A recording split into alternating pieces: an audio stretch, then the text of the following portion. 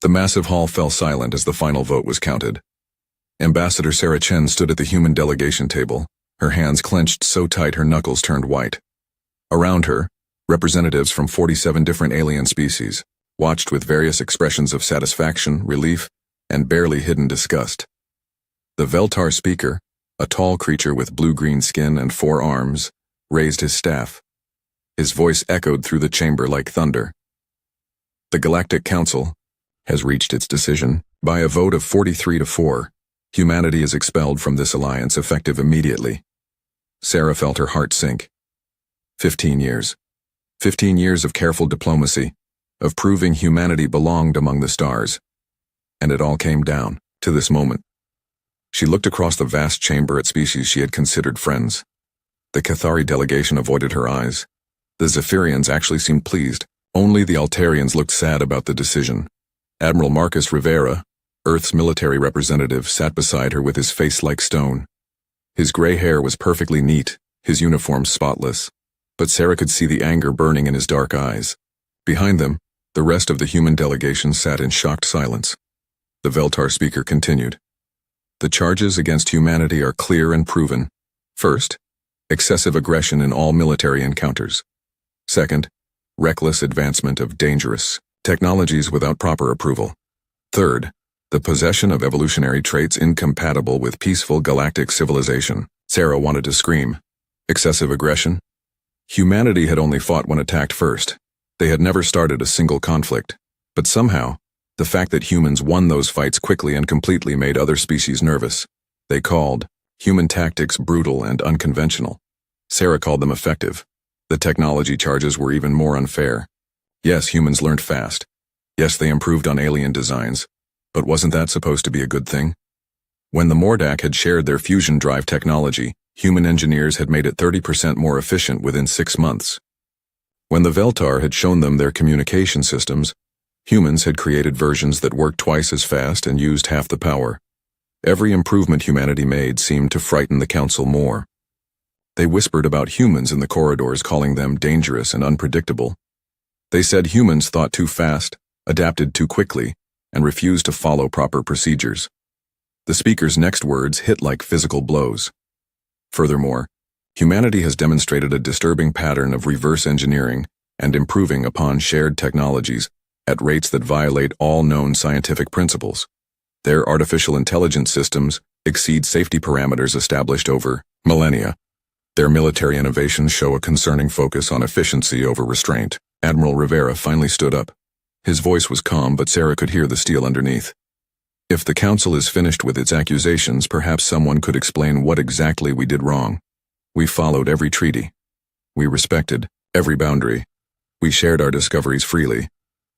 A ripple of uncomfortable sounds swept through the chamber. The Cathari representative, a being that looked like a cross between a spider and a tree, clicked its mandibles nervously. You shared your discoveries, yes. But you also changed everything you touched. Your improvements to our technologies were so significant that our own scientists could no longer understand their own inventions. The Zephyrian delegate, floating in her hover chair, spoke with a voice like wind chimes. Your species learns too quickly. In 15 years you have mastered technologies that took us centuries to develop. You have created new weapons, new drives, new computers that make our greatest achievements look primitive. This is not natural. Sarah found her voice at last. Not natural? We're curious. We like to build things. We like to make things better. Since when is that a crime? The Veltar speaker's 4 eyes fixed on her. It is not a crime, Ambassador Chen. But it is dangerous. Your species has shown that it cannot be contained by normal limits. You push against every boundary, question every rule, improve every system you encounter. Where will it end? Admiral Rivera stepped forward. It ends with a better galaxy for everyone. The fusion drives we improved have made trade routes 40% more efficient. Our AI systems have helped solve problems that stumped Council scientists for generations. Our medical advances have saved millions of lives across dozens of species. And your military advances, the speaker replied coldly, have created weapons that could destroy entire fleets. Your ships are now faster and stronger than anything in the galaxy. Your soldiers train with methods that horrify our military observers. You treat warfare like it is both an art and a science. Sarah felt a chill. She was beginning to understand. This wasn't really about following rules or being peaceful. This was about fear. The council was afraid of what humanity might become. The speaker raised his staff again. Therefore, humanity has 6 months to remove all personnel from council space. All shared technologies must be returned or destroyed. All joint research projects are terminated immediately. All trade agreements are void. Admiral Rivera's laugh was bitter. You're making a mistake. You think getting rid of us will solve your problems, but we've been good allies, we've been honest partners. You might not get another chance to have humans on your side. The Kithari representative clicked nervously. Perhaps this is too harsh. Humans have contributed much to our civilization. But the Veltar speaker was unmoved. The decision is final. Humanity is too unpredictable, too aggressive, and too dangerous to remain in this alliance. Better to end this now, before your species becomes an even greater threat. Sarah looked around the chamber one last time. She memorized the faces of the species that had voted against humanity. The Mordak, who had been humanity's first alien contact. The Veltar, who had sponsored Earth's membership in the Council. The Zephyrians, who had traded technology freely with human scientists. All of them were now afraid of what their former allies might do. As the human delegation was escorted from the chamber, Sarah noticed something strange. Admiral Rivera wasn't arguing anymore. He wasn't protesting or pleading. He was watching everything with the calm attention of a military strategist. He was studying the chamber layout, counting security, guards, noting exit routes. Dr. Elena Vasquez, head of the Xenotechnology Division, walked beside them. She was quiet too, but Sarah could see her fingers moving slightly as if she was doing calculations in her head. Elena had always been brilliant with alien tech. She could look at any device and figure out not just how it worked, but how to make it work better. As they reached the exit, Admiral Rivera spoke quietly to Sarah. "Don't worry, Ambassador, this isn't over." "What do you mean?" Sarah asked. Rivera smiled, and for the first time all day he looked genuinely pleased. "I mean, the Council just made the biggest mistake in galactic history. They're giving us 6 months to prepare. They're sending us away from their oversight and their rules. They're giving us complete freedom to build whatever we want, however we want to build it." Sarah felt a chill that had nothing to do with the cold corridors of the Council station. "Marcus, what are you thinking?" The Admiral's smile grew wider. "I'm thinking that humanity is about to get very creative, and the galaxy is about to learn why you should never back a human into a corner." As their ship pulled away from the Council station, Sarah looked back at the massive structure that had been humanity's home among the stars. They were leaving in disgrace, branded as too dangerous for civilized space. She wondered if the Council would ever realize that they had just turned humanity from an ally into something far more dangerous. They had just given humans a reason to prove exactly how dangerous they could be. The evacuation of humanity from Council space began 3 days after the vote. To outside observers, it looked like chaos. Hundreds of human ships moved frantically between colonies, research stations, and diplomatic outposts.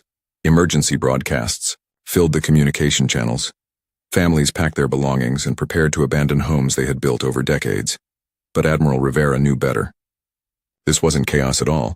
It was the largest and most complex military operation in human history, and it was going exactly according to plan. "Operation Exodus is proceeding on schedule," reported Colonel James Park from the command center on Luna Base. "All Phase 1 objectives completed. We're moving to Phase 2 ahead of time." Rivera nodded as he studied the massive holographic display showing human positions throughout the galaxy. Red dots showed completed evacuations. Blue dots showed operations, still in progress. Green dots showed something the Council didn't know about. Hidden assets that weren't supposed to exist. The truth was, humanity had been preparing for this moment since their 3rd year in the Council. Not because they wanted to leave, but because they had learned to plan for every possibility. And humans were very good at planning for the worst. Dr. Elena Vasquez entered the command center carrying a sealed data case. Her usually neat hair was messy from days of nonstop work, but her eyes were bright with excitement. "Marcus, you need to see this." She activated a private hologram that showed technical specifications for dozens of devices. Rivera recognized some of them: fusion drives, AI cores, medical scanners, quantum computers. But the specifications were wrong. The performance numbers were far too high. "What am I looking at, Elena?" "The real story," she said with a grin. "For 15 years the Council has been sharing their technology with us. What they don't know is that we've been improving everything they gave us. Not just a little bit, dramatically. She pointed to a fusion drive schematic. Their version produces 1,000 units of power. Our improved version produces 3,000 units with the same fuel consumption. And it's more reliable. Rivera felt his pulse quicken. How much more? Our drives can run continuously for 50 years without maintenance. Theirs need service every 5 years. Our AI systems process information at speeds that would crash their networks. Our medical technology can heal injuries that they consider fatal. Elena opened another file. But here's the real surprise. We've been doing more than just improving their technology. We've been combining it in ways they never thought of.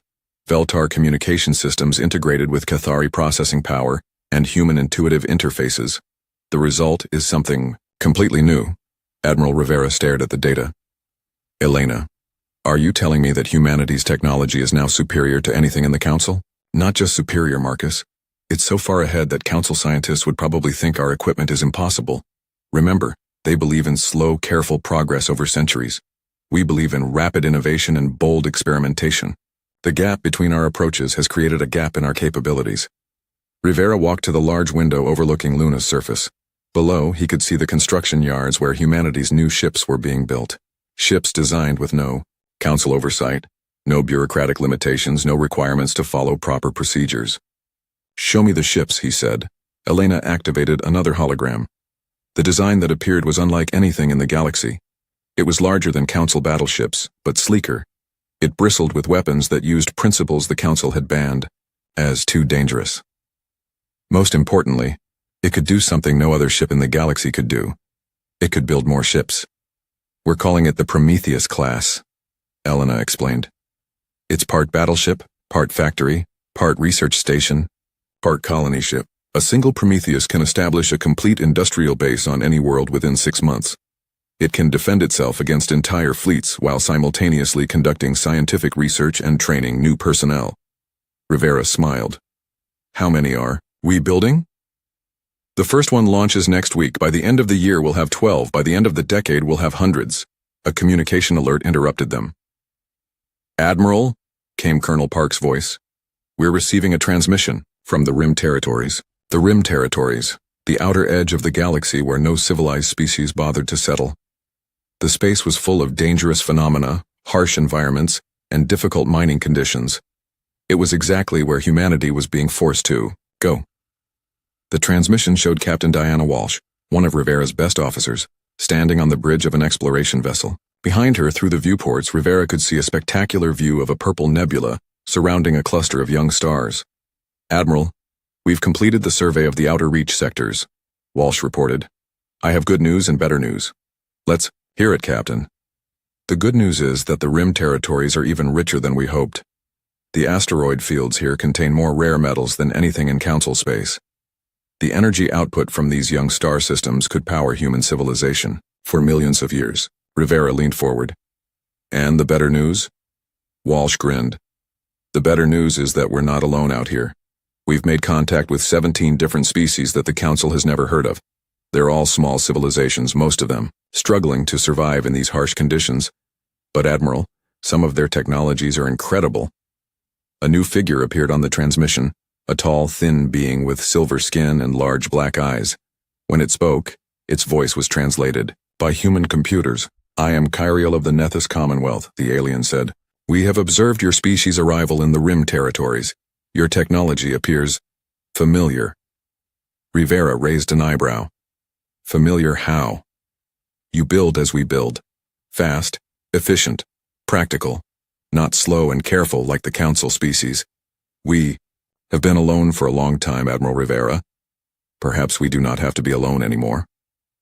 After the transmission ended, Rivera stood quietly for several minutes. Elena waited patiently beside him. Finally, the Admiral spoke. Elena, I want you to accelerate the Prometheus program. I want the first ship ready in 1 month, not next week. Sir, that's impossible. We need at least make it possible, Rivera interrupted. Because I think we're about to discover that getting kicked out of the Council was the best thing that ever happened to humanity. Elena looked confused. How do you figure that? Rivera turned to face her, and she was surprised to see that he was smiling. Not the grim smile of a soldier preparing for war, but the excited smile of an explorer about to discover something wonderful. Think about it, Elena. For 15 years we've been trying to fit into their system, following their rules, respecting their boundaries, being careful not to offend them. All that time we've been holding ourselves back. He gestured toward the rim territories on the star chart. But out there are no council rules, no regulations about what technology we can develop, no committees to approve our research, no votes on whether our methods are too aggressive or too fast. Elena began to understand.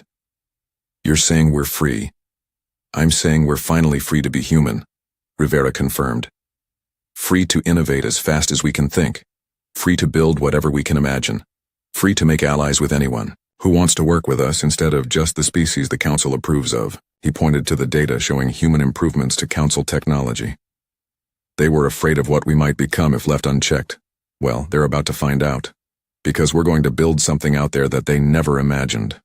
Elena looked at the specifications for the Prometheus ships, then at the star chart showing the vast territories of the galactic rim. What exactly are we going to build, Marcus? Admiral Rivera's smile became predatory. We're going to build an empire, Elena. Not the kind built on conquest and fear like the old Earth empires, but an empire built on the things humans do best. Innovation, adaptation, and the ability to turn any disadvantage into an advantage. Outside the window, the first completed sections of the Prometheus ships gleamed under the lights of the construction yards. Soon, those ships would carry humanity into the unknown regions of the galaxy. The Council had expelled humanity because they were afraid of human potential.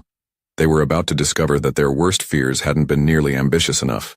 25 years had passed since humanity's expulsion from the Galactic Council. Captain Diana Walsh stood on the bridge of the HSV Prometheus, watching through the massive viewport as her ship approached the Kepler mining complex. What she saw would have amazed any Council observer. The asteroid field that had once been empty space was now home to thousands of structures. Massive mining platforms carved metal from floating rocks the size of cities. Factory ships assembled new vessels while research stations conducted experiments that would have horrified Council scientists with their dangerous scope. Transport ships moved between installations in constant streams, carrying raw materials, finished goods and personnel. But most impressive of all were the defense platforms, sleek, deadly constructions that could destroy entire fleets while barely drawing power from the main reactors. Each platform was armed with weapons based on human improvements to technologies from a dozen different species. Admiral Rivera would be proud, commented Commander Sarah Kim, Walsh's second-in-command. When we started this project, people called it impossible. Walsh smiled. People have been calling human projects impossible for centuries. We just ignore them and build things anyway. The Prometheus was the flagship of humanity's new fleet, and it represented everything the Council had feared about human engineering. The ship was 3 times larger than the biggest Council vessel, but it moved faster than their smallest scouts. Its hull was made from alloys that combined Veltar crystalline technology with Cathari biometals and human carbon fiber techniques. The result was armor that could survive hits that would vaporize Council ships. But the Prometheus wasn't just a warship. As Walsh had learned over the years, it was something entirely new. A mobile city capable of establishing colonies, conducting research, manufacturing equipment, and defending itself against any threat. Captain, we're receiving a transmission from the surface, reported Lieutenant Torres from the communications station. The main screen showed the face of Dr. Elena Vasquez, now Director of Human Technology Development. Behind her, Walsh could see the sprawling laboratories of New Geneva Station, built inside a hollowed-out asteroid that had been transformed into humanity's primary research facility. Diana. Good to see you, Elena said warmly. I assume you're here for the demonstration? Wouldn't miss it for anything, Walsh replied. Is the new prototype ready? Elena's grin was answer enough. Come down to Lab 7, you're going to love this. An hour later, Walsh stood in the laboratory looking at something that shouldn't have existed. The device was barely the size of a briefcase, but according to Elena's specifications, it contained enough processing power to run the computers of an entire Council fleet. It's based on quantum processors from the Altarians, organic neural networks from the Nethys, and human intuitive programming, Elena explained. But we've integrated them in a way that creates something completely new. Watch this. She activated the device. Immediately, holographic displays filled the room with complex calculations, star charts, tactical analyses, and resource projections. The speed of the data processing was incredible. This single unit can coordinate the movements of 1,000 ships, plan the colonization of 50 worlds, and conduct scientific research that would take Council computers decades to complete, Elena said proudly. And it does it all while using less power than their basic communication systems. Walsh shook her head in amazement. Elena, this is incredible, but it's also going to terrify them. Good, said a familiar voice from the laboratory entrance. Walsh turned to see Admiral Rivera, now much older but still carrying himself with military precision. Fear makes people careful. Careful people make mistakes. Rivera approached the quantum computer display. How many of these can we build? As many as we want, Elena replied. The materials are common, the manufacturing process is automated, and we have 17 different species helping us improve the design. The Guthrie contributed crystalline storage matrices. The Vorth added biological processing elements. The Kirith developed new power systems. Walsh was impressed but not surprised. In 25 years, humanity had encountered dozens of species in the Rim territories. Unlike the Council races, these species were struggling to survive in harsh conditions. They understood the value of cooperation and rapid innovation. More importantly, they weren't afraid of human improvements to their technology. When humans took Guthrie crystal growing techniques and made them 10 times faster, the Guthrie were delighted. When humans combined Vorth biotechnology with human medical knowledge to create healing systems that could regenerate entire limbs, the Vorth called it a miracle.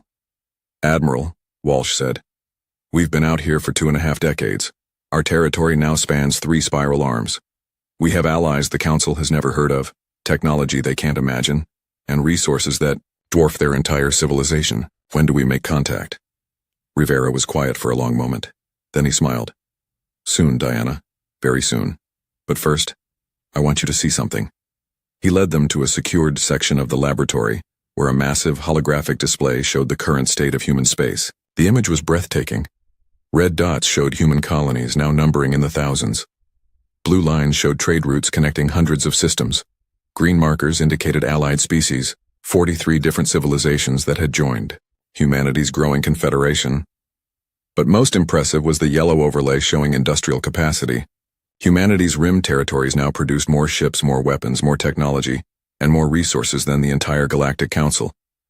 The Council expelled us because they were afraid we would become too powerful, Rivera said quietly. They were right to be afraid, but they made one crucial mistake. What mistake? Walsh asked. They thought they could control the outcome by getting rid of us, but all they did was give us the freedom to become everything they feared we might be. He zoomed the display to show the borders between human space and Council space. Our scouts have been watching them for years. They're stagnating, Diana.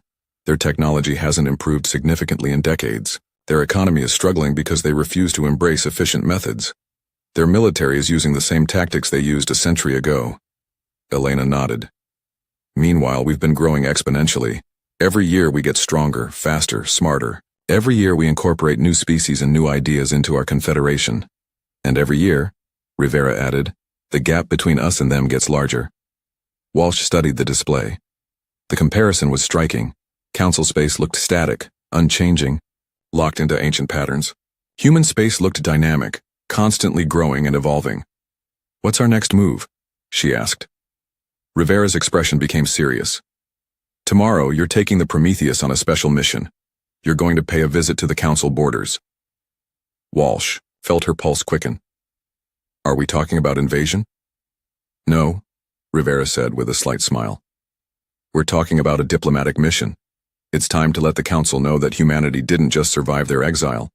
It's time to show them what we've become. He pointed to a system near the Council border. The Veltar have a research station there. They've been having problems with pirates from the outer systems.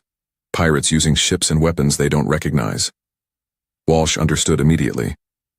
Ships and weapons that came from species allied with us? Exactly. The Council is starting to realize that there are civilizations out here they never knew about. Civilizations that are now part of something much larger than they imagined. Elena laughed. They're going to be so surprised. Surprised is one word for it, Rivera agreed. Terrified might be more accurate. When they expelled us, they thought they were getting rid of a minor irritation. They're about to discover they've been dealing with the advanced scouts of an empire. Walsh looked at the quantum computer, still processing data at impossible speeds. She thought about the Prometheus, with its impossible combination of technologies from dozens of species. She considered humanity's allies, species the Council had never heard of but who commanded technologies that would revolutionize galactic civilization. "Admiral," she said slowly, "I think the Council is about to learn why you should never underestimate humans." Rivera nodded. "They thought our biggest weakness was that we were too ambitious, too innovative, too willing to break the rules. They're about to find out that those weren't weaknesses at all." Outside the laboratory windows, Walsh could see human ships moving between the stars, ships carrying human crews and alien allies, equipped with impossible technology, heading toward destinations the Council couldn't imagine. The species that had been deemed too dangerous for civilized space was about to remind the galaxy exactly why that assessment had been correct. The first sign of humanity's return came from the border systems. Council patrol ships started reporting strange encounters with vessels of unknown design. The ships appeared without warning, scanned Council installations with equipment that penetrated even military-grade shielding, then vanished before defensive systems could respond. Commander Zektar of the Veltar Border Guard filed the same report for the 5th time in 2 months. "Unknown vessels continue to probe our sensor networks. Ships appear to use stealth technology beyond our current understanding. All attempts at communication have been ignored." The Council's response was predictable. They increased patrols, upgraded sensor systems, and issued warnings about unauthorized vessels in Council space. But the ghost ships continued their mysterious activities, always staying just out of reach. What the Council didn't realize was that these weren't random encounters. Captain Diana Walsh was conducting the most comprehensive intelligence operation in galactic history. The Prometheus and her sister ships had spent 6 months mapping every Council installation, analyzing their defenses, studying their technology, and assessing their capabilities. The results were exactly what Admiral Rivera had expected. "They haven't changed at all," Walsh reported during a secure transmission to Earth Command. "Same ship designs they used 20 years ago, same weapons, same shields, same tactics. They're completely static." Admiral Rivera studied the intelligence, reports from his office on Luna Base. His hair was now completely white, and his face showed the lines of age, but his mind was as sharp as ever. "What about their economy?" "Struggling," Walsh replied. "Trade routes are inefficient because they refuse to upgrade their transportation systems. Manufacturing is slow because they won't adopt automated techniques. They're actually producing fewer ships now than they were when we left." Rivera wasn't surprised. The Council's obsession with careful, slow progress had always been their weakness. While humanity and their allies had been innovating at incredible speeds, the Council had been following the same old procedures. "Any signs they know about our empire?" Rivera asked. "They're starting to get worried about reports from the Rim territories," Walsh said. "Apparently some of their deep space explorers have encountered our allied species. The descriptions of Nethys technology and Gathri manufacturing capabilities have their scientists very confused." Rivera smiled grimly. "I bet they are. Are you ready for the next phase?" Walsh nodded. "All systems ready, Admiral. This is going to be quite a shock." The next day, the annual gathering of the Galactic Council was proceeding exactly as it had for the past century. Representatives from 47 species sat in the Great Chamber, debating trade regulations and territorial boundaries with mind-numbing predictability. The Veltar speaker was in the middle of a lengthy presentation about patrol schedules when every sensor in the chamber began screaming alerts. The massive displays showed something impossible. A ship had just appeared in the center of the Council system without triggering a single early warning device. The ship that materialized on the screens was unlike anything the Council had ever seen. It was enormous, easily 3 times the size of their largest vessels, but its design was elegant rather than bulky. The hull gleamed with what appeared to be living metal that shifted colors as it moved. Most disturbing of all, it was broadcasting on frequencies the Council didn't recognize, using encryption methods they couldn't decode. Panic spread through the chamber as military commanders tried to understand how such a massive ship had appeared undetected. Their most advanced sensors should have spotted anything that large from light years away. Then the ship sent a transmission on standard Council frequencies. The face that appeared on the main screen was human, but the woman wore a uniform unlike anything the Council remembered. Captain Diana Walsh, now Admiral Walsh, looked older and more confident than when she had left 25 years earlier. "Greetings, Galactic Council," she said with a slight smile. "This is Admiral Diana Walsh of the Human Confederacy. I am here to request a diplomatic audience to discuss new territorial boundaries and trade agreements." The chamber erupted in chaos. Representatives shouted questions, military officers demanded explanations, and the Veltar speaker struggled to maintain order. When silence finally returned, his first words revealed the depth of their shock. Humans? But you were expelled from our space. You were ordered to withdraw beyond the Rim territories. How do you possess such advanced vessels? Walsh's expression didn't change. We did withdraw beyond the Rim territories as ordered. What? We found there was quite interesting. She activated a holographic display that filled the chamber with star charts. The council representatives stared in growing horror as the scope of humanity's expansion became clear. The territories they had dismissed as worthless wastelands were now marked with thousands of human installations. 25 years ago, you expelled humanity because you considered us too dangerous for civilized space, Walsh continued. You were concerned about our rapid technological advancement and our unconventional military tactics. I'm here to inform you that your concerns were well-founded. The Cathari representative, clicking nervously, managed to speak. Admiral Walsh, your ship. It incorporates technologies we do not recognize. How is this possible?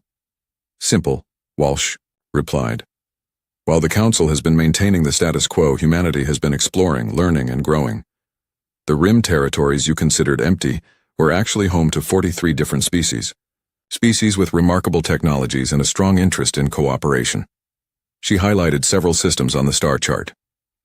The Nethys developed quantum processing systems that make your computers look like primitive calculators. The Gathri created manufacturing techniques that can build entire fleets in weeks rather than years. The Vorth discovered biotechnology applications that can heal injuries you consider fatal. The Zephyrian delegate's voice was barely a whisper. You allied with unknown species? We didn't just ally with them, Walsh said proudly. We integrated our civilizations. We shared our technologies freely and learned from theirs. We created something entirely new, a confederacy based on mutual benefit and rapid innovation. Admiral Rivera's image appeared beside Walsh's on the transmission. Though he looked older, his presence still commanded respect. Honorable Council members, humanity has no desire for conflict. We are here to establish formal relations between our civilizations. The Veltar speaker found his voice. Admiral Rivera, your presence here violates the terms of your expulsion.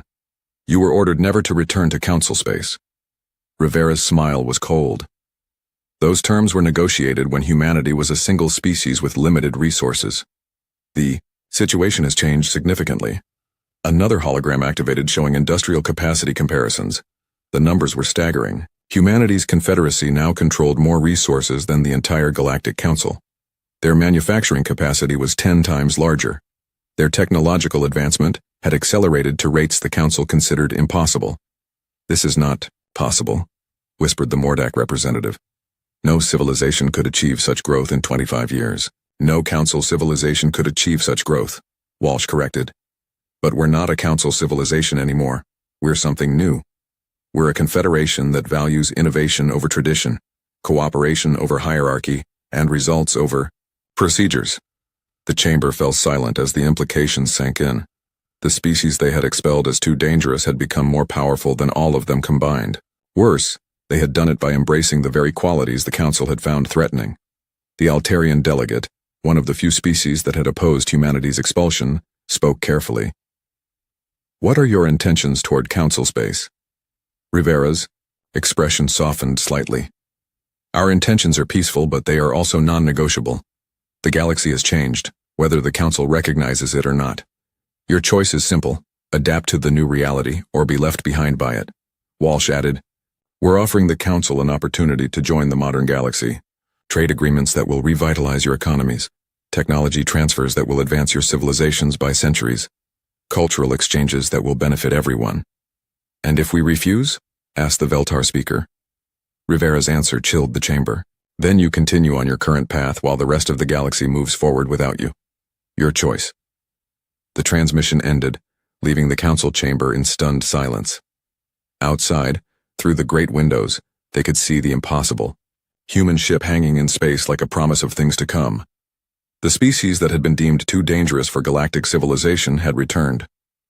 But they hadn't come back as supplicants seeking readmission to the Council. They had come back as the leaders of something far greater than the Council had ever imagined. The old order was ending, whether the Council was ready or not. The only Question now was whether they would be part of the new one humanity was creating, or watch it develop from the outside as history passed them by. For the first time in centuries, the Galactic Council faced a choice that might determine the fate of their entire civilization. The negotiations took place on neutral ground, a space station in the buffer zone between Council space and the Human Confederacy. The station itself told the story of how much had changed. Built by human engineering teams in just 6 months, it incorporated technologies from dozens of species and provided facilities that amazed even veteran diplomats. Admiral Marcus Rivera, now in his 80s but still sharp as a blade, sat across from the same Veltar speaker who had expelled humanity 25 years earlier. The alien looked older too, his blue-green skin now marked with the darker patches that indicated advanced age among his species. Between them sat representatives from both civilizations, but the balance of power was obvious. The Council delegation looked tired, worried, and overwhelmed. The Human Confederacy delegation radiated confidence and energy. "Let me understand your proposal," the Veltar speaker said slowly. "You want us to abandon our traditional governmental structure, open all our technologies for unrestricted sharing, and accept your allied species as equal members of a new galactic organization." President Lisa Chang, humanity's new leader, nodded calmly. "That's essentially correct. The alternative is watching your civilizations slowly decline, while the rest of the galaxy moves forward without you." She activated a holographic display showing economic projections. The data was stark and undeniable. Council worlds were experiencing declining birth rates, reduced innovation, failing infrastructure, and social stagnation. Meanwhile, Confederacy worlds showed explosive growth in every category. "Your rigid caste systems discourage innovation," Dr. Elena Vasquez explained. "Your bureaucratic approval processes slowed technological development to a crawl. Your fear of change has made change your enemy." The Cathari representative clicked his mandibles nervously. "Dr. Vasquez, our systems have maintained peace and stability for millennia. How can you call that failure?" Elena's response was gentle but devastating. "Because peace without growth is not stability, it's slow death. Your populations are declining because your young people have no hope of improving their situations. Your economies are stagnating because you punish innovation. Your military technology is centuries behind ours because you're afraid of weapons that might actually work." Admiral Rivera leaned forward. 25 years ago you expelled us because you were afraid of what humanity might become. You were right to be afraid, but you were wrong about how to handle that fear." The Zephyrian delegate spoke in her wind chime, voicing, "What do you mean, Admiral?" "You tried to solve the problem by getting rid of us," Rivera explained. "But the real problem wasn't humanity. The real problem was that your civilizations had stopped evolving. We were just the symptom that made you notice the disease." President Chang activated another display showing the structure of the Human Confederacy. Instead of the rigid hierarchies the Council preferred, the Confederacy was organized as a dynamic network where species, worlds, and individuals could rise based on merit and contribution. "Look at our allied species," Chang said. "The Nethys were struggling with resource shortages when we found them. Now they're leaders in quantum technology development. The Gathri were barely surviving in asteroid mining operations. Now they run the most efficient manufacturing systems in the galaxy. The Vorth had been isolated for centuries because other species found their biotechnology disturbing," added Admiral Walsh, who had joined the negotiations via quantum communication. "Now their medical advances are saving millions of lives across 40 different species." The Council representatives shifted uncomfortably. They all knew about their own declining populations, failing economies, and social problems. But admitting that humanity's dangerous approach might actually be superior was almost impossible. The Altarian delegate, who had always been more open-minded, spoke carefully. "What guarantees do we have that joining your confederacy won't simply result in human domination?" Rivera smiled. "The same guarantee we gave to every other species that joined us. The opportunity to prove what you're capable of when you're not held back by artificial limitations." He gestured to the other human representatives. Admiral Walsh started as a junior captain. Dr. Vasquez was just a xenotechnology researcher. President Chang was a colony administrator. None of them inherited their positions or were appointed by committees. They earned their roles through competence and results. "The same principle applies to species," Chang added. "The Kirith now lead our exploration programs because they're the best at it. The Durnaki run our diplomatic corps because they have natural talent for understanding different cultures. The Guthrie dominate manufacturing because they revolutionized the entire process. Elena leaned forward. The question isn't whether humans will dominate the Confederacy. The question is what each species, including humanity, can contribute to something greater than any of us could achieve alone. The Veltar speaker was quiet for a long time. Finally he spoke. What you're proposing would fundamentally change our entire civilization. Our social structures, our governments, our ways of thinking. Everything would have to change. Yes, Rivera said simply. That's exactly what we're proposing. But what if we're not capable of such change? What if our species aren't adaptable enough? President Chang's expression softened. With respect, Honorable Speaker, you're already changing whether you realize it or not. Your young people are leaving Council worlds to seek opportunities in Confederacy space. Your best scientists are emigrating because they can't get approval for their research projects. Your most innovative companies are relocating to human space because they can't compete under Council restrictions. She activated another display showing migration patterns. The data was sobering. Over the past decade, millions of Council citizens had quietly moved to Confederacy worlds, seeking opportunities their home systems couldn't provide. You can try to maintain your old systems, Chang continued, but eventually you'll run out of people who want to live under them. The negotiations continued for 3 weeks. The Council representatives struggled with concepts that challenged everything they believed about civilization, government, and progress. But gradually, the reality of their situation became impossible to deny. Their civilizations were dying slowly, while humanity's confederation was exploding with life, energy, and growth. Their technology was stagnant, while human allies were achieving breakthroughs every month. Their young people were leaving for human space in ever-increasing numbers. The final agreement was signed by President Chang and 38 of the Council species. 9 species chose to maintain their independence and continue their traditional approaches. They were allowed to do so, with the understanding that the offer to join would remain open. 6 months later, President Chang stood before the first assembly of the Galactic Confederacy. The chamber was larger and more diverse than the old council hall, accommodating representatives from 93 different species. The atmosphere was electric with possibility. Citizens of the galaxy, she began, we gather today not as separate species protecting our individual territories, but as partners in the greatest experiment in galactic history. We are building a civilization based on the radical idea that anyone, regardless of origin, can improve their situation through effort and innovation. In the audience, Admiral Rivera smiled as he watched species that had been enemies for centuries working together on joint projects.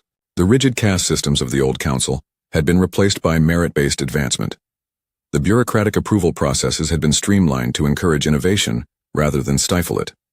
Most remarkably, the fear that had dominated galactic politics for millennia was being replaced by excitement about the future. Dr. Elena Vasquez, now Director of Confederacy Scientific Development, presented the Assembly's first major project, a joint exploration mission to the galactic core, where ancient mysteries waited for species brave enough and innovative enough to solve them.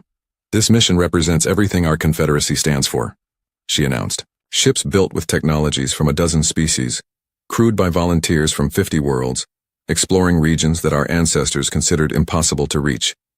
The mission launched a year later. The fleet was led by the HSV Prometheus, now upgraded with the latest Confederacy technologies.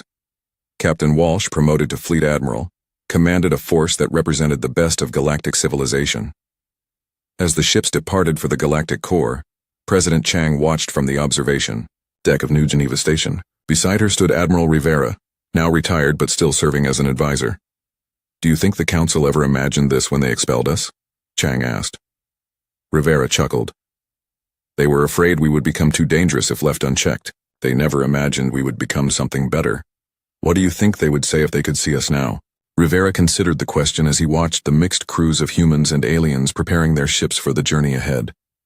I think they would realize that their greatest fear came true. We did become everything they thought we might be. We just proved that what they feared was actually what the galaxy needed. The ships disappeared into hyperspace, carrying the hopes and dreams of 93 species toward mysteries that had waited millions of years to be solved. Alan Wright rubbed his tired eyes as he stared at the brain scan on his computer. Something wasn't right. This was the 5th patient this week with the same strange pattern. yet none of his medical books could explain it. "Dr. Wright, your next patient is ready," his assistant called through the door. Alan sighed and closed the file. The headaches, memory gaps, and these unusual brain patterns were becoming too common to ignore. As he walked down the hallway of Boston General Hospital, his phone buzzed. It was a text from an unknown number. "Others are seeing it too. Meet me. Coffee shop across the street. 6 p.m. Alan frowned at the message but couldn't shake the feeling it was connected to his patients. At 6 p.m., Alan sat nervously at a corner table. A woman in a crisp black suit approached him. "Dr. Wright, I'm Olivia Bennett, military intelligence." She sat down without waiting for an invitation. "You've noticed the pattern in the brain scans." It wasn't a question. Alan leaned forward.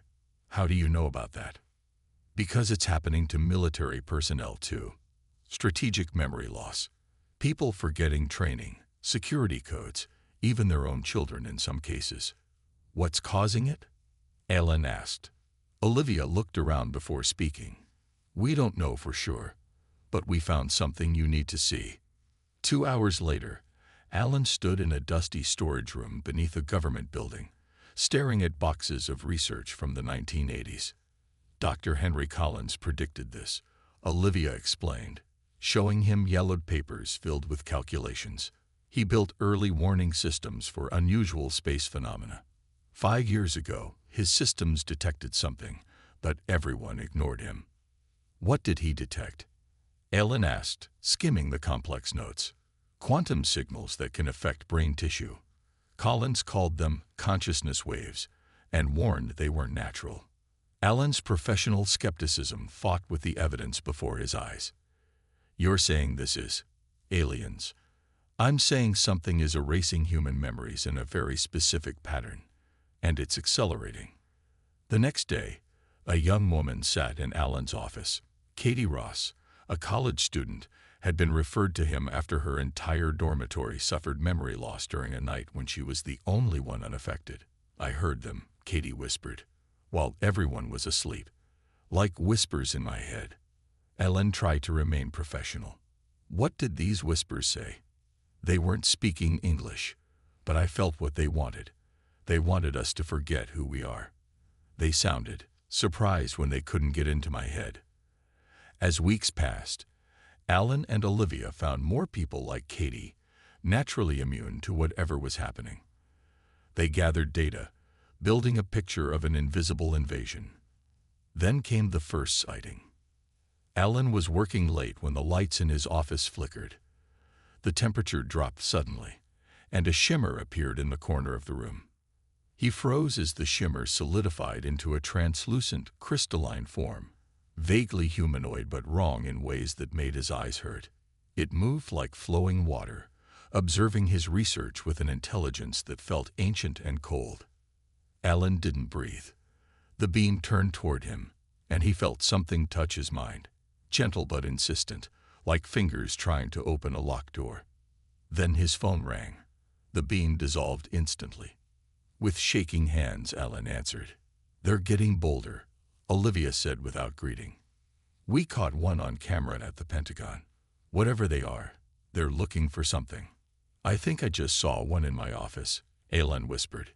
"It tried to get into my mind." Olivia was silent for a moment. "We found Dr. Collins. He's been hiding in a cabin in Vermont, and he says he knows what they want." "What?" "Everything, Alan. They want to erase us. Not our bodies, but what makes us human.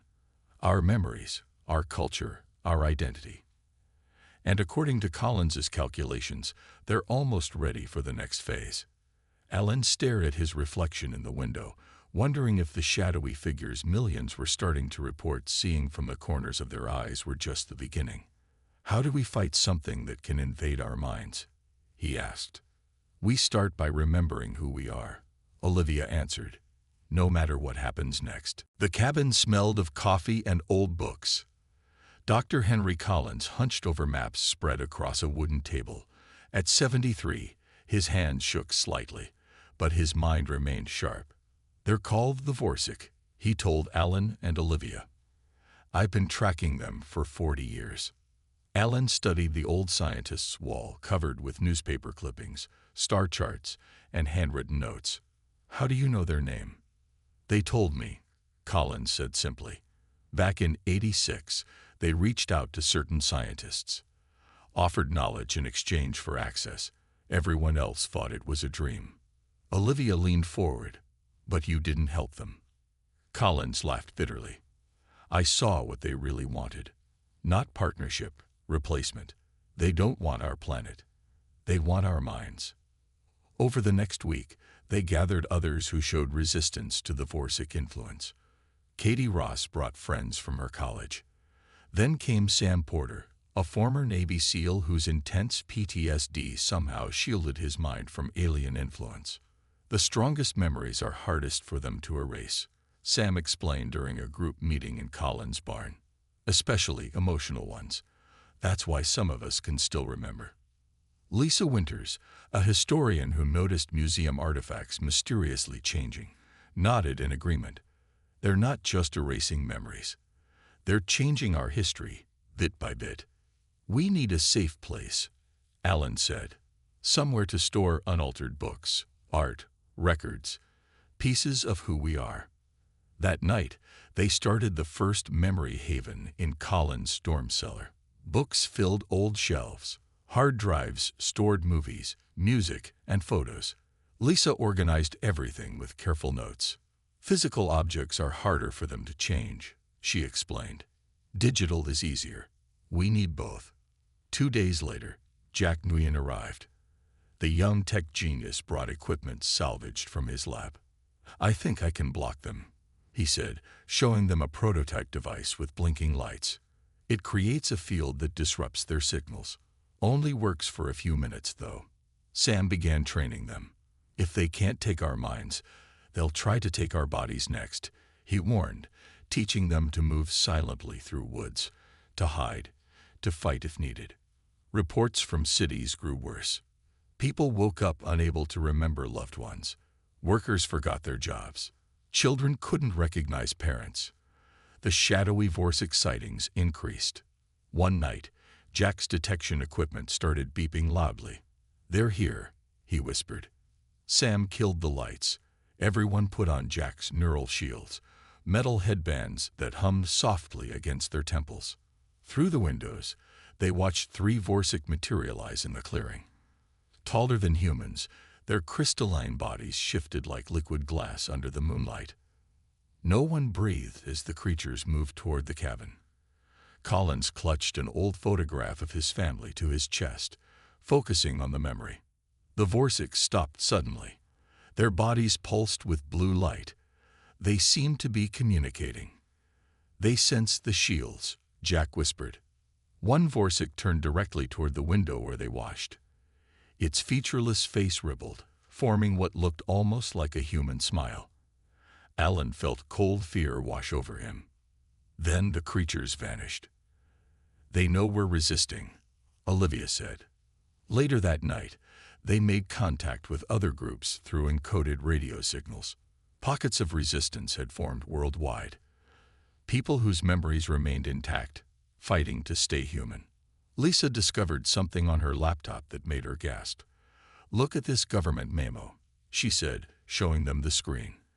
They're preparing Earth for integration within 6 months. What does that mean? Katie asked. Sam's face darkened. It means they're done being subtle. Whatever they're planning, it's starting soon. Alan stared at his reflection in the window, remembering the Vorsic's almost smile. We need to warn everyone who can still hear us. How? Olivia asked.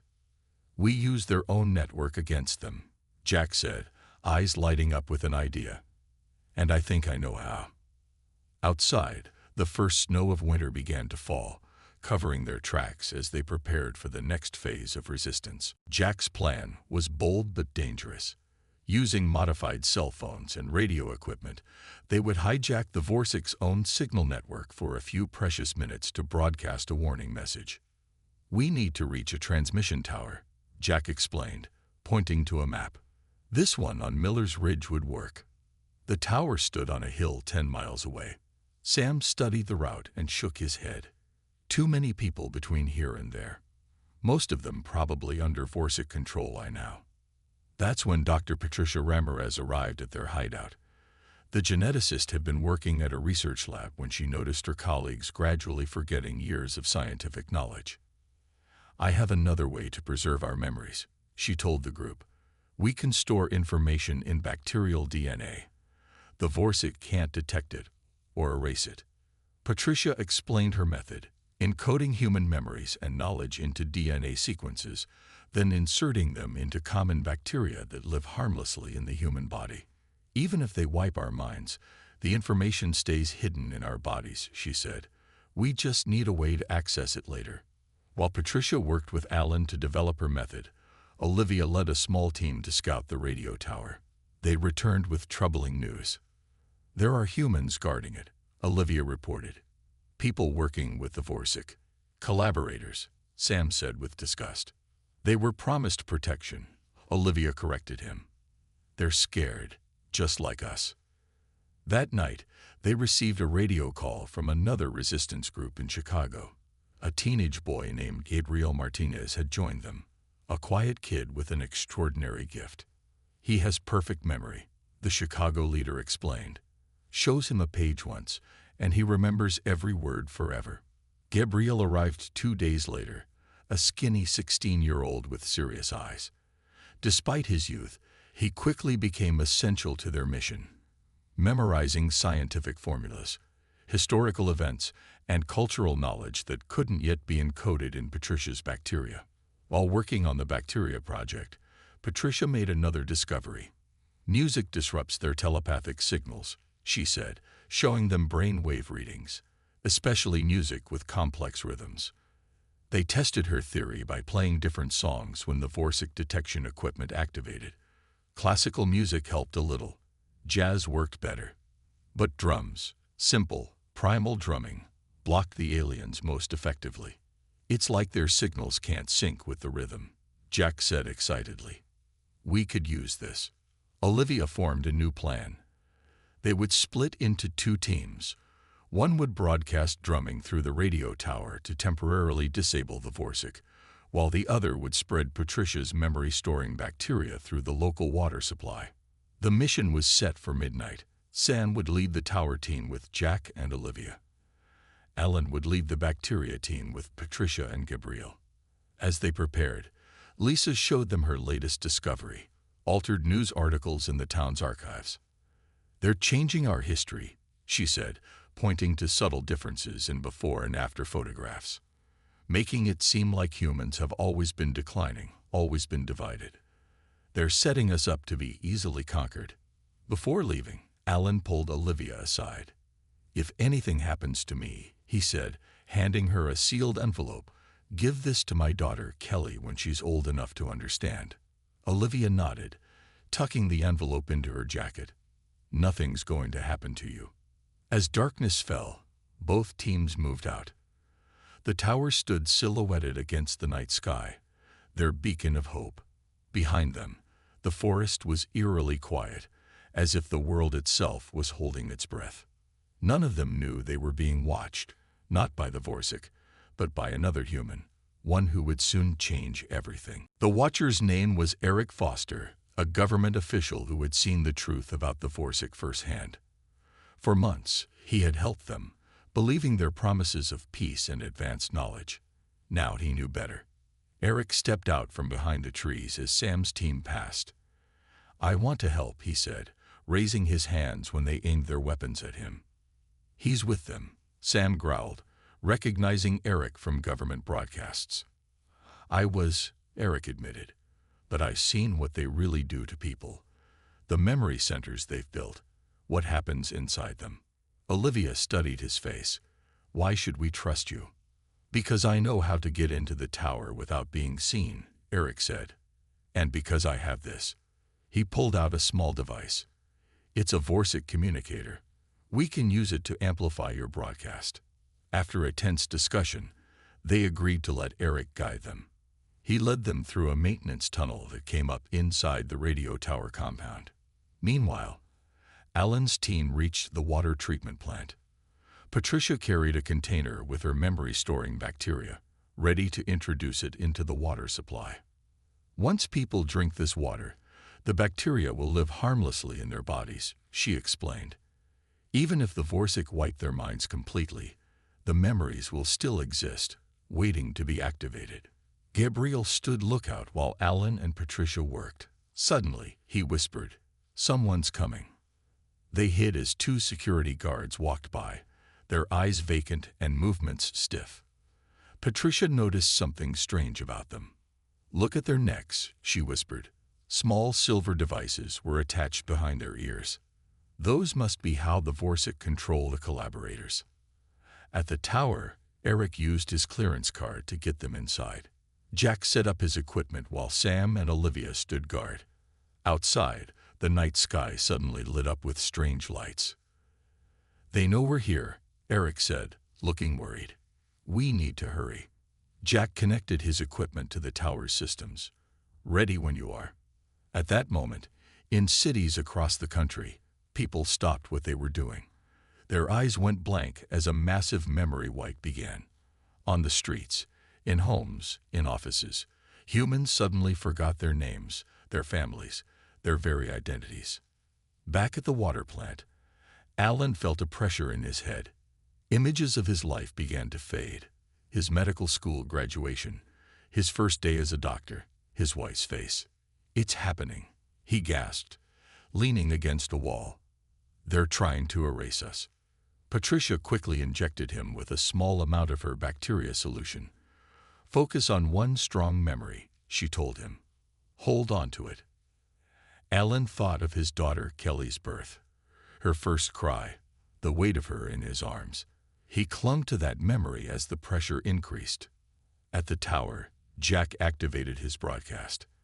The sound of drums, powerful, primal rhythms, began to emit from the tower and spread across the airwaves. The effect was immediate. The pressure in Alan's head lessened. In homes and streets, people paused in their blank states, some blinking in confusion. In the sky above the tower, the lights pulsed erratically. Crystalline forms began to appear, dozens of Vorsic materializing at once, their bodies distorting with the rhythm of the drums. "It's working," Jack shouted over the sound. The largest Vorsic floated down toward the tower, its body glowing red with what seemed like anger. It reached out a long, shimmering arm toward the broadcast equipment. Sam fired his gun at the creature. The bullets passed through its body with no effect. The Vorsic turned its featureless face toward him, and Sam dropped to his knees, blood streaming from his nose as the alien attacked his mind directly. Eric rushed forward with Jack's neural shield device. He slammed it against the base of the tower and activated it. A wave of energy pulsed outward. The Vorsic recoiled, their forms becoming unstable. The leader's attack on Sam stopped.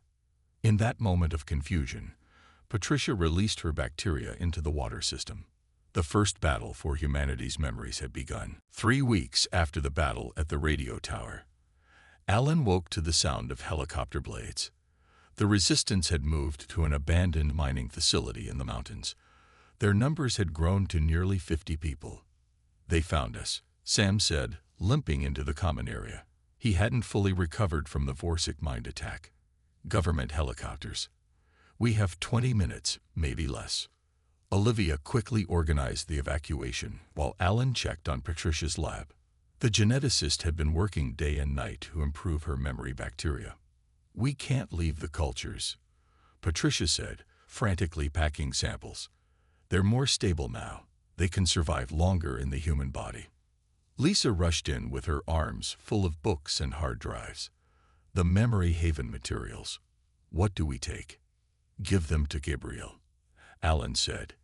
"He can memorize the most important parts."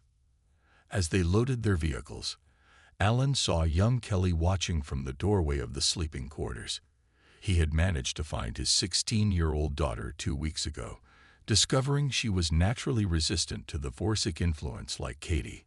"Where will we go?" Kelly asked. "Somewhere safe," Alan told her, though he wasn't sure such a place existed anymore.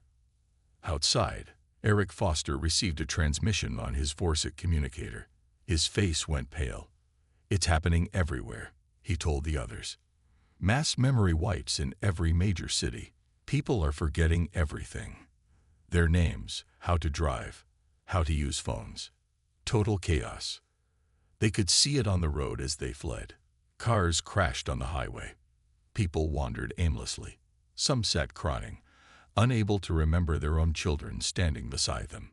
At a gas station, they saw the first physical manifestation of the Vorsic in public. A tall, luminescent being stood in the middle of the street, touching humans who passed by. Each person it touched stopped moving, then walked away with empty eyes. "They're not just erasing memories now," Olivia observed. "They're replacing them with something else." That night, they camped in a forest. Jack worked on a new device while the others planned their next move. "The bacteria is spreading through water systems in 12 cities now," Patricia reported. "But we need something bigger." "The drumming only slows them down," Sam added. "We need a permanent solution." Lisa, who had been quiet all day, finally spoke up. "I've been thinking about what makes us human. It's not just our individual memories. It's our collective knowledge. Our art, science, history, music." "What are you suggesting?" Olivia asked. "We build an archive," Lisa said. "A complete record of human knowledge and culture.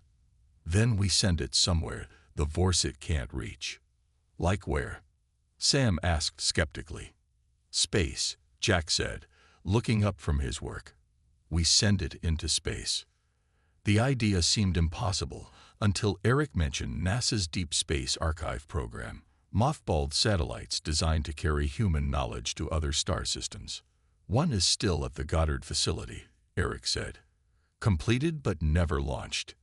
How would we ever get to it, let alone launch it?" Ellen asked. Just then, Kelly rushed into the campsite.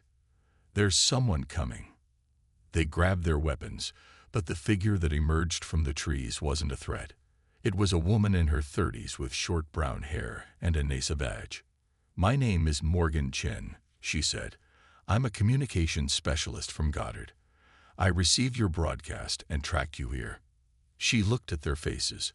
"I know how to block the Vorsic signals, and I know how to launch that satellite."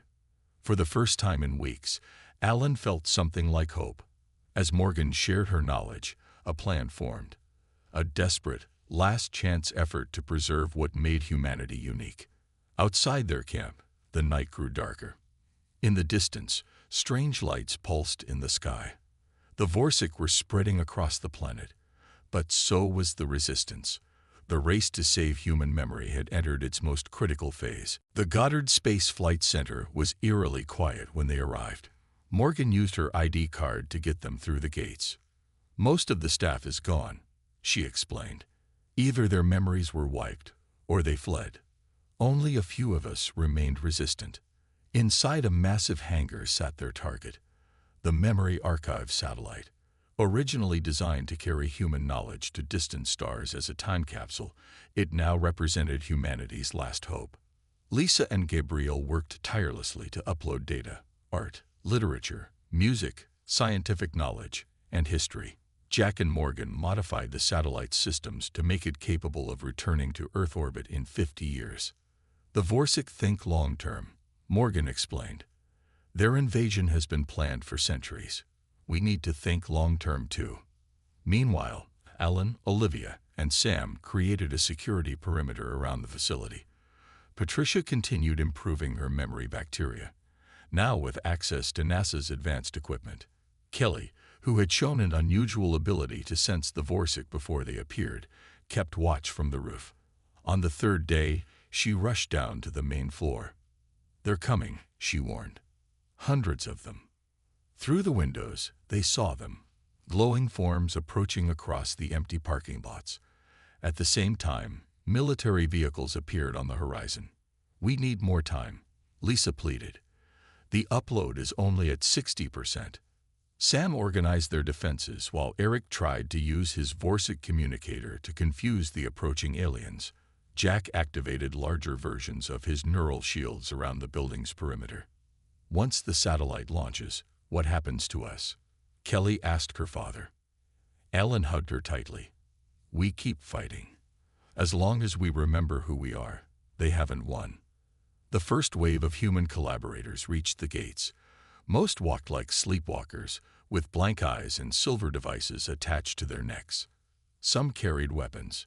We can't hurt them, Olivia insisted. They're victims. Sam nodded grimly. Aim for the devices on their necks. The battle for Goddard began.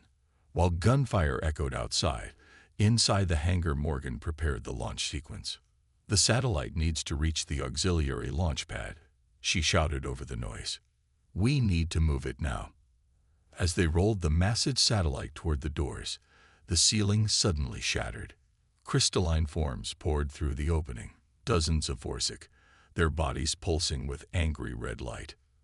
Patricia ran to the main computer and broadcast the drumming sound through the facility's speakers. The Vorsic slowed but didn't stop. One floated directly to the satellite and placed its shimmering hand on the data core. The screens flickered as it began to delete the archive. Gabriel, who had memorized critical portions of the data, rushed forward despite the danger. You can't erase us, he shouted at the creature. I remember. The Vorsic turned toward him, reaching out. Gabriel fell to his knees as the alien attacked his mind. In that moment, Kelly stepped forward.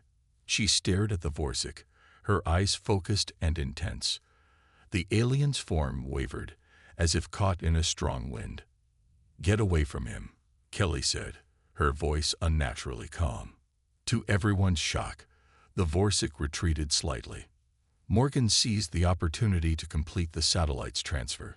Launch sequence initiated, she announced. 60 seconds. Ellen pulled Gabriel to safety while Olivia and Sam held back the human collaborators. The countdown echoed through the hangar as the satellite moved into position. Outside, more Vorsic appeared in the sky, gathering like a storm. The launch doors opened slowly, revealing the night sky. 30 seconds, Morgan called. The lead Vorsic recovered and rushed toward the satellite again. This time, all the resistant humans formed a line between it and the archive, facing the alien together. We remember, they said as one. And we will always remember. The satellite's engines fired as the countdown reached 0. The memory archive satellite disappeared into the night sky, carrying humanity's knowledge to safety. But for those left behind, the real struggle had just begun. We need to move, Sam ordered as the Vorsic surrounded the facility. The group fled through an underground tunnel Morgan had shown them. Behind them, the Goddard Space Flight Center erupted in blue light as the Vorsic destroyed everything inside. Did the satellite make it? Lisa asked when they reached a safe distance. Morgan checked a small tracking device. It's past the atmosphere. They can't reach it now. For a moment, they allowed themselves to feel relief. Then reality set in. What now? Eric asked. The archive is safe, but we're still here. Olivia looked at their tired faces. We keep fighting. We spread Patricia's bacteria to as many water supplies as possible. We broadcast the drumming sounds to disrupt their control. And we find others like us.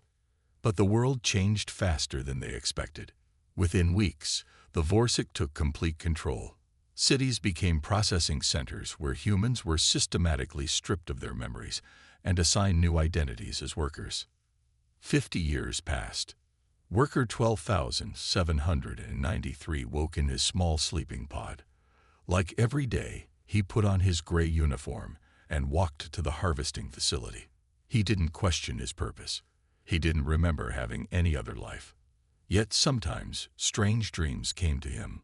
A woman's face, a child's laughter, a feeling of being something more than just a worker. Today, as he monitored the emotion harvesting machines, Worker 12,793 felt a strange headache. Images flashed in his mind. A hospital room, a medical degree on a wall, a name.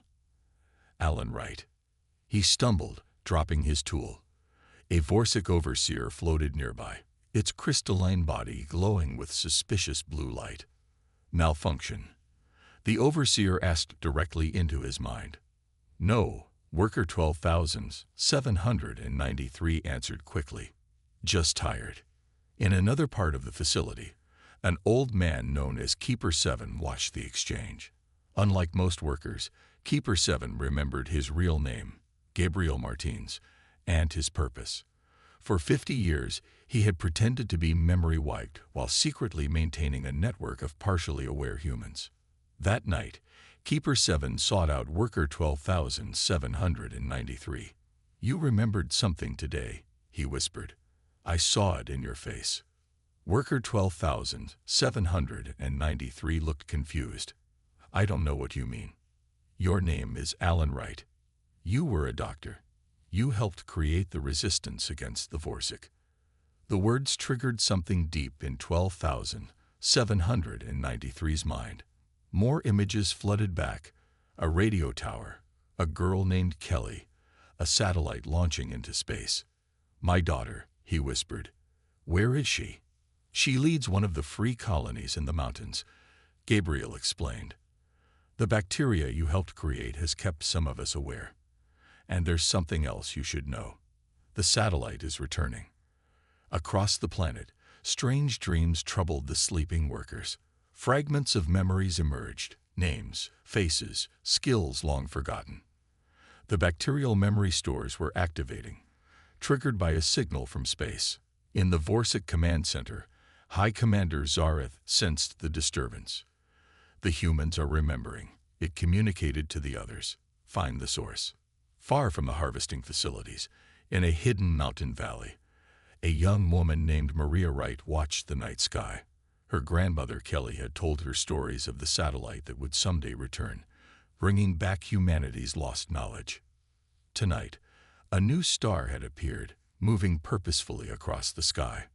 It's time, Maria told the gathered colonists. All of them were natural resistors, born with immunity to Vorsic control. The memory archive has returned. The colony's radio operator rushed to her side. We're receiving a signal. It's broadcasting on all frequencies. Across the planet, in sleeping pods and workstations, in harvesting facilities and mines, humans heard the signal. Some heard music. Others heard voices speaking forgotten languages. All felt something awakening inside them. In his small pod, worker 12,793, Alan Wright listened and remembered who he was. The reclaiming of Earth had begun. The Memory Archive satellite broadcasted continuously for 7 days. With each passing hour, more humans awoke from their mental slavery. The Vorsic response was swift and brutal. They're shutting down whole cities, Commander Luis Rodriguez reported to Maria's Resistance Council. Rodriguez led a secret human military unit originally maintained by the Vorsic to protect against other alien threats. Now his soldiers had turned against their masters. How many have remembered? Maria asked. Millions, Gabriel answered, his old voice cracking with emotion. But the Vorsic are adapting. They're destroying water supplies to kill Patricia's bacteria. They're jamming the satellite signal where they can. Alan Wright, now fully aware of his identity despite his aged body, studied the maps showing Vorsic control centers. 50 years had passed, but his mind was sharp again.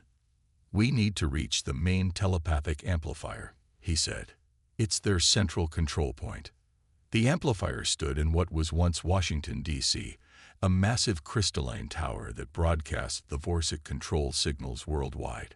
Destroying it would free millions instantly. A teenager named Ben Elliott stepped forward. Like Maria, he was born with natural resistance, but his abilities had developed further. Ben could not only block Vorsic telepathy, but could project his own thoughts into their network.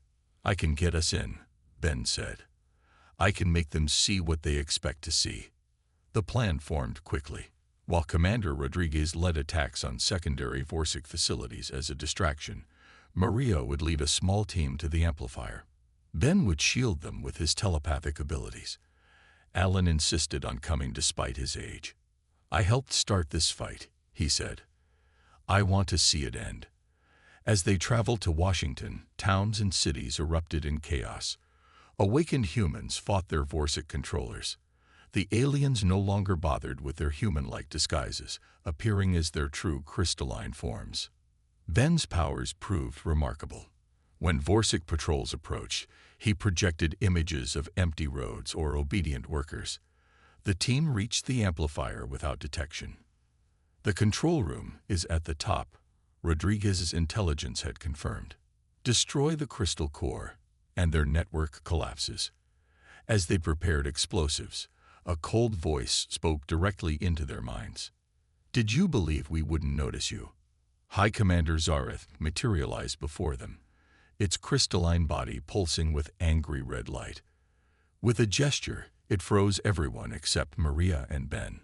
Interesting, it said, studying them. 2 generations of natural resistance. We should have eliminated your bloodline completely.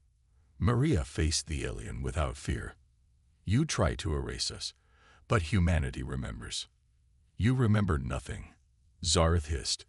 We have shaped human civilization for millennia. We have erased and rewritten your species a dozen times. You exist to serve us. Ben stepped forward. Not anymore. Around the world, as if responding to an unheard signal, awakened humans paused. They turned their thoughts toward Washington, toward the amplifier, toward home. What is this? Zareth demanded as the air began to vibrate with invisible energy. You invaded our minds, Maria said, but you never understood them. Human consciousness isn't just individual, it's collective. And now we're all remembering together. Ben closed his eyes, channeling the thoughts of millions into a focused wave. Alan, still frozen but conscious, added his own memories of fighting at the radio tower, of Patricia's bacteria, of launching the satellite. The mental energy overwhelmed Zareth's defenses. The Vorsic commander staggered backward as humans worldwide joined their consciousness in a single purpose. The crystal amplifier began to crack. Impossible, Zareth whispered. With a sound like a million voices crying out at once, the amplifier shattered. The explosion of mental energy spread outward, breaking Vorsic control everywhere it touched. Zareth's form wavered.